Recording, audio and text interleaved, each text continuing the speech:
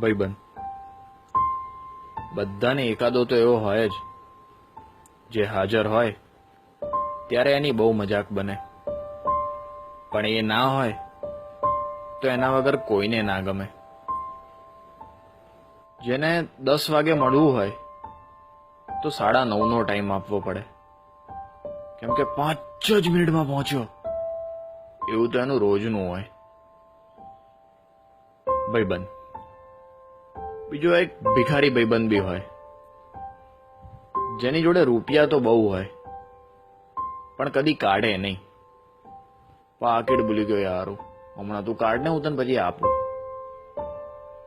અને એ પૈસા તમારે ભૂલી જવાના. બેનપણી દરેક જગ્યા પર એક રોતડી તો હોય જ, જેને હાલ જ બ્રેકઅપ થયું હોય અને રોઈ રોઈને બધાની મેથી માર્યા કરે. એક વિચિત્ર બેનપણી બી હોય, જે દર વખતે બધાથી આડી જ ફાટે. જ્યારે બધા તૈયાર હોય ત્યારે એના જ નખરા હોય. એ બેની જોડે ત્રીજી સેલ્ફી ક્વીન બી હોય,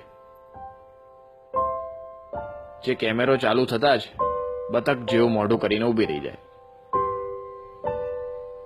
બબાલ્યો દરેકને એકાદો બબાલ્યો ભાઈબંધ બી હોય, જેને મારા મારી કર્યા વગર ખાવાનું જ ના પચે. ભાઈ એક મેટર થઈ યાર, અરે તું ચિંતા ના કર, બસ પહોંચ્યો હું. મિત્ર બધાનો એક ફેંકુ મિત્ર હોય, જેની બધે પહોંચ હોય, પણ જરૂર પડે ત્યારે એ નંબરની બધી લાઈન કવરેજ ક્ષેત્રની બહાર જ હોય. બધે એક એવો ભાઈબંધ બી હોય, જે બહારથી જેટલો સીધો સાદો ને ભોળો લાગે, અંદરથી એટલો જ છાણો હોય. હજી એક વિકૃત બી બધે મળી રહે, જે બોલવાનું ચાલુ કરે એટલે એને કંટ્રોલ કરવો અઘરો પડી જાય. અરે ક્યારેક તો એની વાત સાંભળીને આપણને શરમ આવી જાય.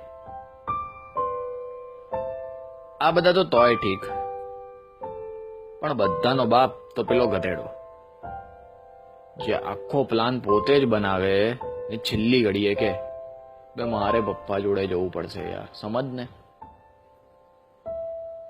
ભલે રોજે રોજ હેરાન કરે,